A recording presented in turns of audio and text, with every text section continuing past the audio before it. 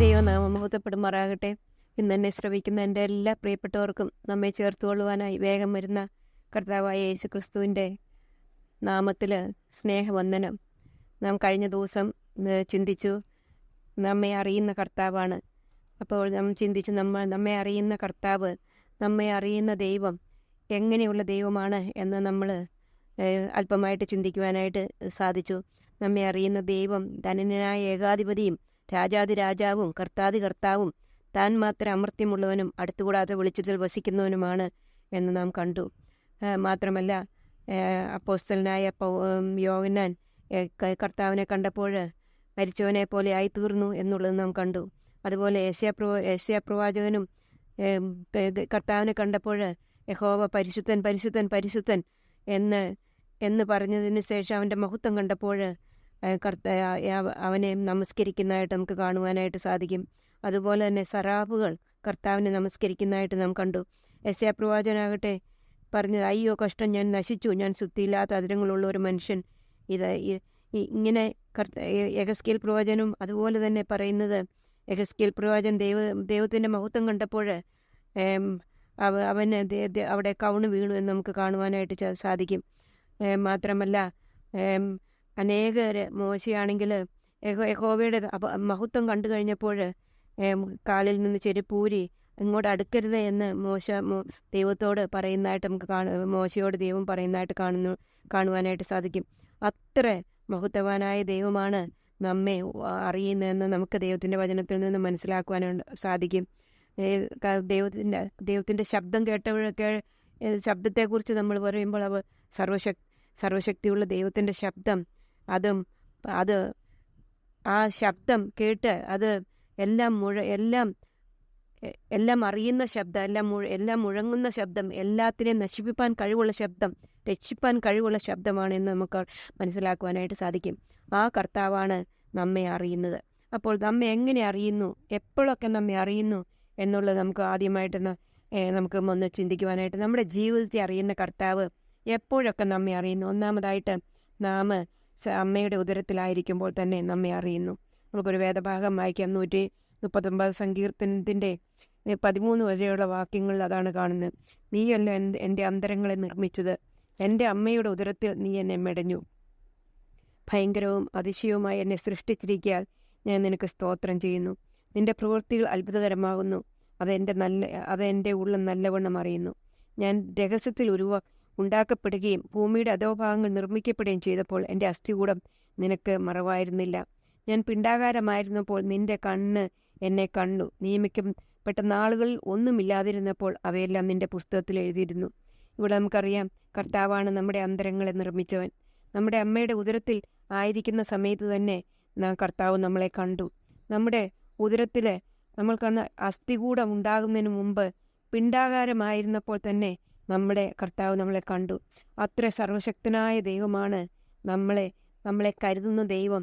നമ്മൾ ജനിക്കുന്നതിന് മുമ്പ് നമ്മുടെ അമ്മയുടെ ഉദരത്തിലായിരിക്കുമ്പോൾ മുതൽ നമ്മൾക്കൊരു കുഞ്ഞായിട്ട് ഈ ലോകത്തിൽ വരുന്നതിന് മുമ്പായിട്ട് നമ്മെ കാണുകയും നമ്മുടെ ഭാവി അറിയുകയും നമ്മളുടെ എല്ലാ കാര്യങ്ങളും എഴുതുകയും അറിയുകയും ചെയ്യുന്ന കർത്താവ് അവയെല്ലാം നിന്റെ പുസ്തകത്തിൽ എഴുതിയിരിക്കുന്നു. അപ്പോൾ നാം എത്ര എത്ര എത്ര ശ്രേഷ്ഠമേറിയവരാണ് എന്ന് നമുക്കത് മനസ്സിലാക്കുവാനായിട്ട് സാധിക്കും. അമ്മയുടെ ഉദരത്തിൽ വെച്ച് നാം അമ്മയുടെ ഉദരത്തിലായിരിക്കുമ്പോൾ തന്നെ ദൈവം നമ്മെ മെടഞ്ഞു, ഭയങ്കര അതിശയവുമായി നമ്മെ സൃഷ്ടിച്ചു എന്ന് നമുക്ക് കാണുവാനായിട്ട് സാധിക്കും. പ്രിയ സഹോദരിമാരെ, നാം എത്ര ഭാഗ്യമുള്ളവരാണ്. ആ ദൈവം നമ്മെ അറിയുന്നു. നമ്മെ അറിയുന്ന ദൈവം മാത്രമല്ല, അവൻ നമ്മെ ജീവനോടെ കാക്കുന്നവനാണ്. 66 സങ്കീർത്തനത്തിൻ്റെ 9 വാക്യത്തിൽ നാം അതാണ് വായിക്കുന്നത്. 66 സങ്കീർത്തനത്തിൻ്റെ 9 വാക്യത്തിൽ നാം കാണുന്നത്, അവൻ നമ്മെ ജീവനോടെ കാക്കുന്നു, നമ്മുടെ കാലടികൾ വഴുതുവാൻ അവൻ സമ്മതിക്കുന്നതുമില്ല. ഈ നമ്മെ അറിയുന്ന പിണ്ടാകാരത്തിലായിരുന്നപ്പോൾ, അമ്മയുടെ ഉദരത്തിലായിരുന്നപ്പോൾ അറിയുന്ന ദൈവം നമ്മൾ ജനിച്ചു കഴിഞ്ഞപ്പോൾ നമ്മളെ കാക്കുന്നു. മാത്രമല്ല അവൻ നമ്മെ ജീവനോടെ ശേഷിക്കുന്നു എന്ന് നമുക്ക് മനസ്സിലാക്കുവാനായിട്ട് സാധിക്കും. പിന്നെ രണ്ടാമതായിട്ട് നമുക്ക് കാണുവാനായിട്ട് ആയിരിക്കുമ്പോൾ, നാം പാപികളായിരിക്കുമ്പോൾ തന്നെ അവൻ നമ്മെ അറിയുന്നു എന്നുള്ളത് മനസ്സിലാക്കുവാനായിട്ട് സാധിക്കും. നാം പാപികളായിരിക്കുമ്പോൾ തന്നെ, നാം പാപത്തിൽ ജീവിച്ചു എന്ന് മനസ്സിലാക്കിയപ്പോൾ തന്നെ കർത്താവ് നമുക്ക് വേണ്ടി ഒരു സൊല്യൂഷൻ ഒരുക്കിയതായിട്ട് നമുക്ക് കാണുവാനായിട്ട് സാധിക്കും. അതാണ് നാം ഉൽപ്പത്തി പുസ്തകത്തിൽ നമുക്ക് വായിക്കുവാനായിട്ട് സാധിക്കുന്നത്, ഞാൻ നിനക്കും സ്ത്രീക്കും നിന്റെ സന്തതിക്കും അവളുടെ സന്തതിക്കും തമ്മിൽ ശത്രുത്വം ഉണ്ടാകും, അവൻ നിന്റെ തല തകർക്കും, നീ അവൻ്റെ കുതികാൽ തകർക്കും. അപ്പോൾ ദൈവം സാത്താൻ്റെ കുതികാൽ തകർത്തുകൊണ്ട് നമ്മൾക്ക് വേണ്ടി വഴി ഒരുക്കി. അത് നാം പാപികളായിരിക്കുമ്പോഴാണ് എന്ന് നമുക്ക് സാധിക്കുവാനായിട്ട് സാധിക്കും. പാപികളായിരിക്കുമ്പോൾ തന്നെ അവൻ നമ്മെ അറിയുന്നു. യേശു ഈ ലോകത്തിലായിരുന്നപ്പോൾ ചുങ്കക്കാരോടും പാപികളോടും കൂടെ നടന്നു. പരീശന്മാർക്ക് നീരസമുണ്ടായി. കർത്താവ് അവരോട് പറഞ്ഞു, ഞാൻ നീതിമാന്മാരെ അല്ല പാപികളെത്ര വിളിപ്പാൻ വന്നത് എന്ന് പറഞ്ഞു. മത്തായി എഴുതിയ സുവിശേഷം 9:13 അതാണ് നാം കാണുന്നത്. ഞാൻ നീതിമാന്മാരെ അല്ല പാപികളെത്ര വിളിപ്പാൻ വന്നതെന്ന് കർത്താവ് പറഞ്ഞു.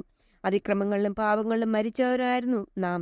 മാത്രമല്ല മുമ്പേ പ്രകൃതികളാൽ ജാതികളായിരുന്നു, അഗ്രചർമ്മക്കാരായിരുന്നു.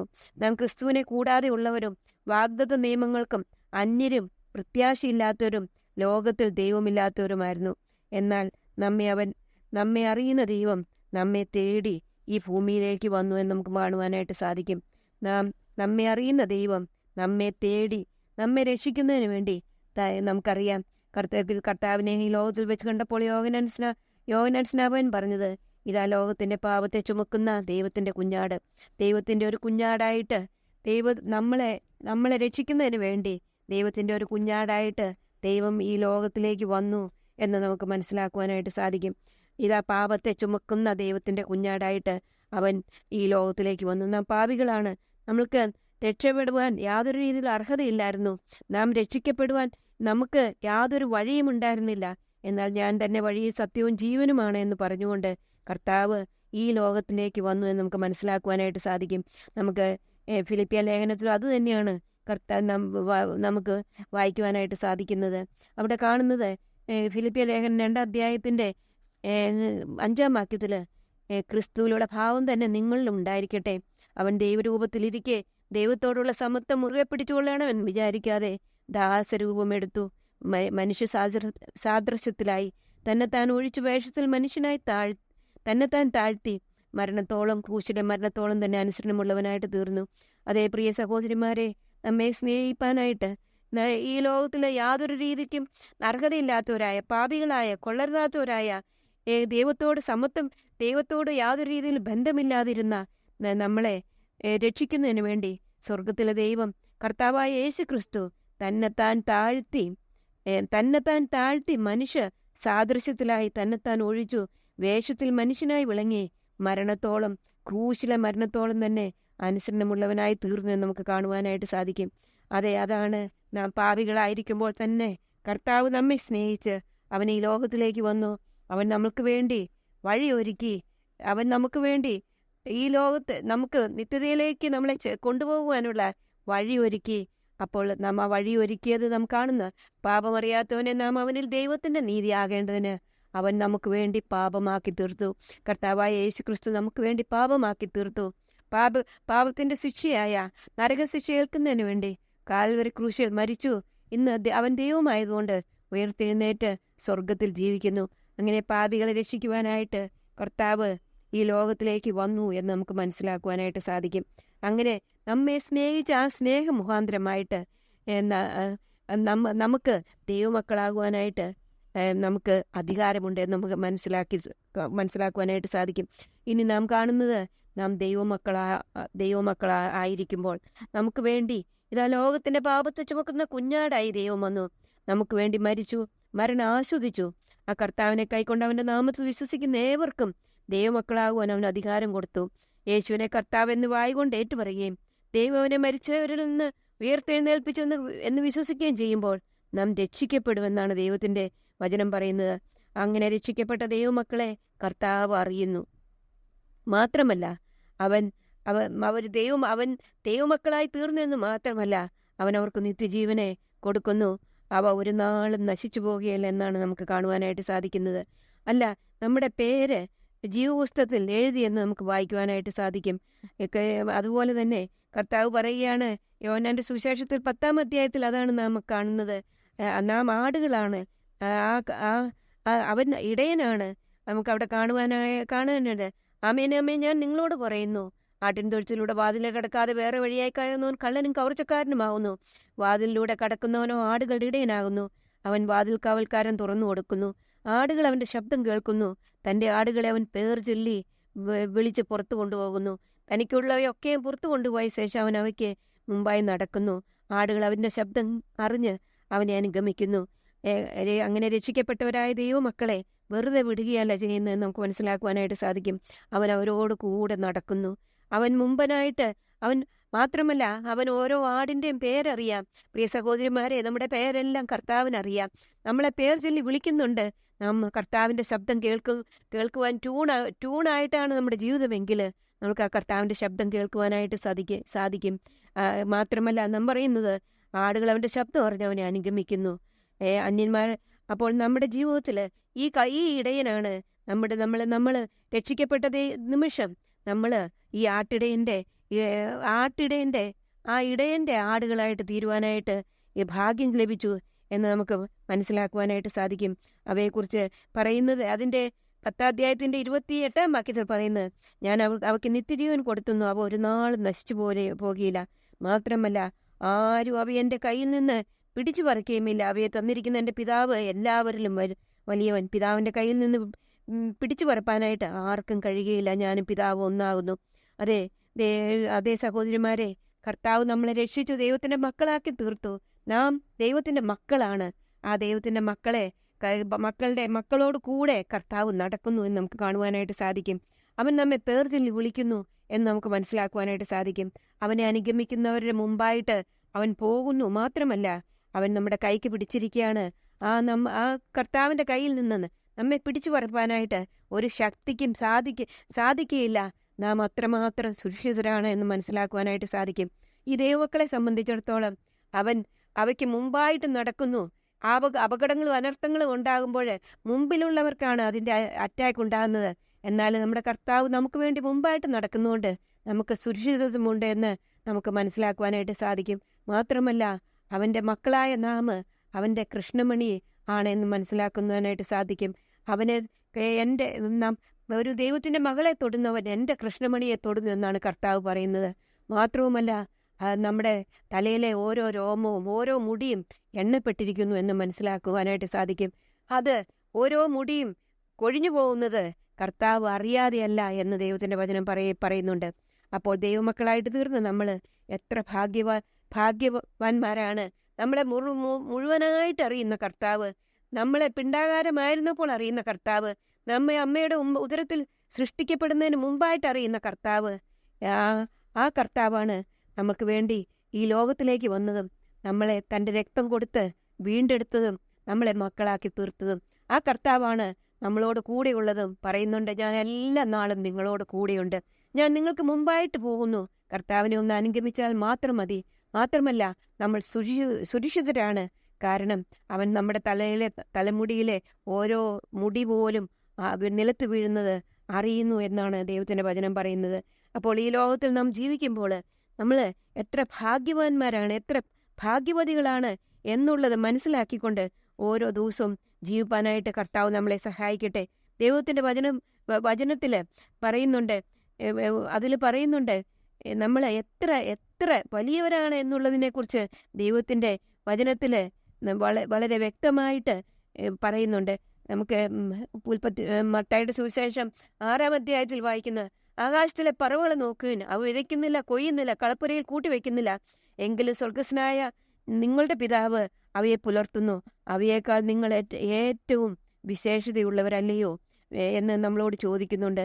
അതുകൊണ്ട് ഈ ലോകത്തിൽ ജീവിക്കുമ്പോൾ വിചാരപ്പെടാതെ എന്തു കുടിക്കും, എന്തു തിന്നും, എന്തു ഉടുക്കും എന്നിങ്ങനെ വിചാരപ്പെടാതെ നമ്മെ അറിയുന്ന കർത്താവ്, നമ്മളെ സകലവുമായിട്ട് അറിയുന്ന കർത്താവ്, ജനിക്കുന്നതിന് മുമ്പേ അറിയുന്ന കർത്താവ്, മരിക്കുന്നതുവരെ പുലർത്തുവാൻ മതിയായവനാണ് എന്ന് മനസ്സിലാക്കിക്കൊണ്ട് മുമ്പേ അവൻ്റെ രാജ്യവും നീതി അന്വേഷിച്ചുകൊണ്ട് ഈ ലോകത്തിൽ സന്തോഷത്തോടും സമാധാനത്തോടും നാളേക്കായി വിചാരപ്പെടാതെ സന്തോഷത്തോടും കൂടെ ജീവിപ്പാനായിട്ട് കർത്താവ് നമ്മളെ സഹായിക്കട്ടെ. അവൻ്റെ വലിയ നാമം മഹത്വപ്പെടുമാറാകട്ടെ.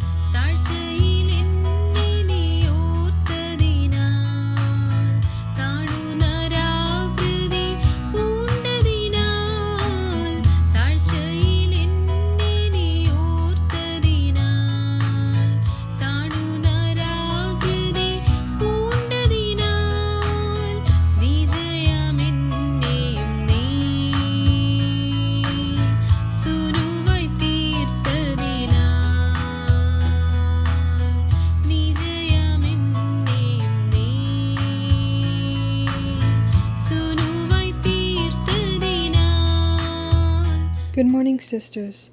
2 Corinthians chapter 1, verses 3 and onwards. Blessed be God, even the Father of our Lord Jesus Christ, the Father of mercies, and the God of all comfort, who comforteth us in all our tribulation, that we may be able to comfort them which are in any trouble, by the comfort wherewith we ourselves are comforted of God. For we would not, brethren, have you ignorant of our troubles, which came to us in Asia, that we were pressed out of measure, above strength, insomuch that we despaired even of life. But we had the sentence of death in ourselves, that we should not trust in ourselves, but in God, which raiseth the dead. The Christian life is not all roses and sunshine. More often than not, there are many trials and tribulations that we face. Paul himself said the same to the church in Corinth. He said in verse 8, "For we would not, brethren, have you ignorant of our trouble." Paul goes on to say that they even despaired life. That's how hard this period of time in his life was for him. So how is this life better than the old life we used to live before we were saved? The answer is this.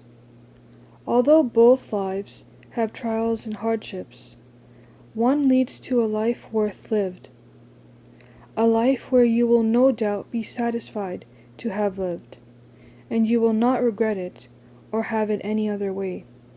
How can we, when all we need to do is look into the past and see how God carried us through, and He will do it again.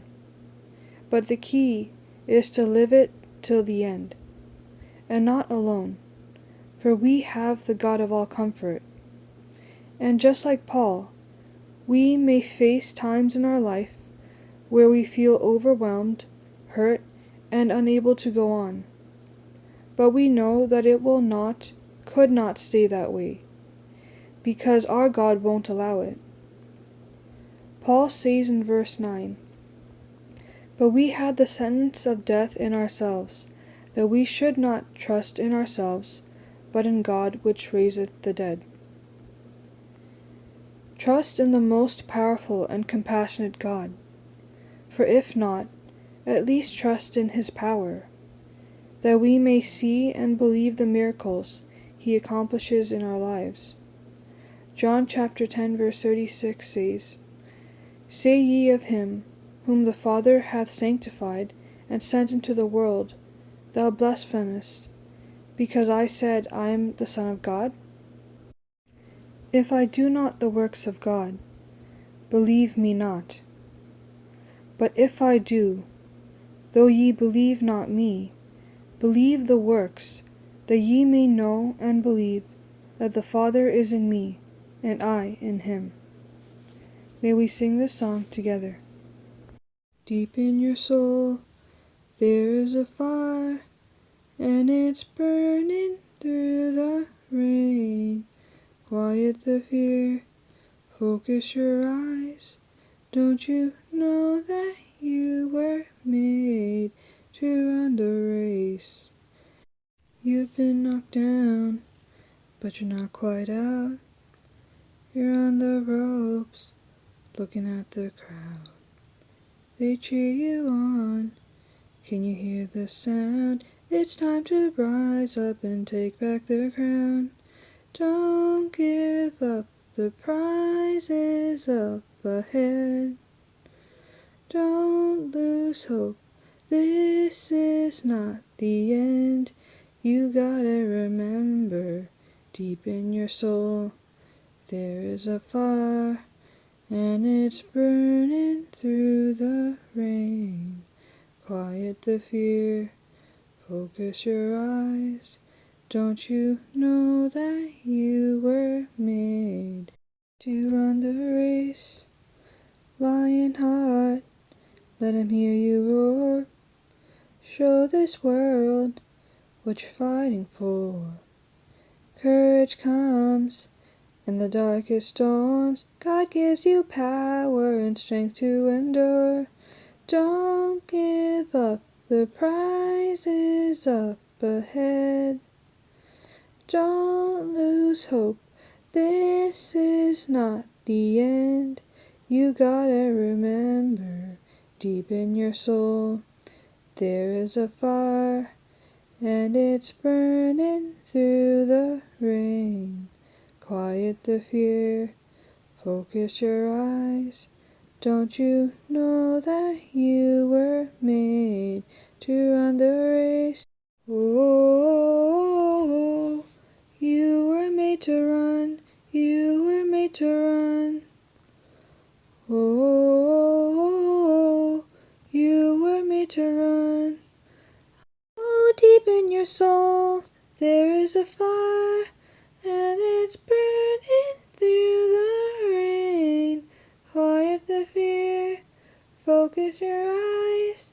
Don't you know that you were made to run the race? You were made, you were made, you were made to run the race. You were made, you were made, you were made to run the race.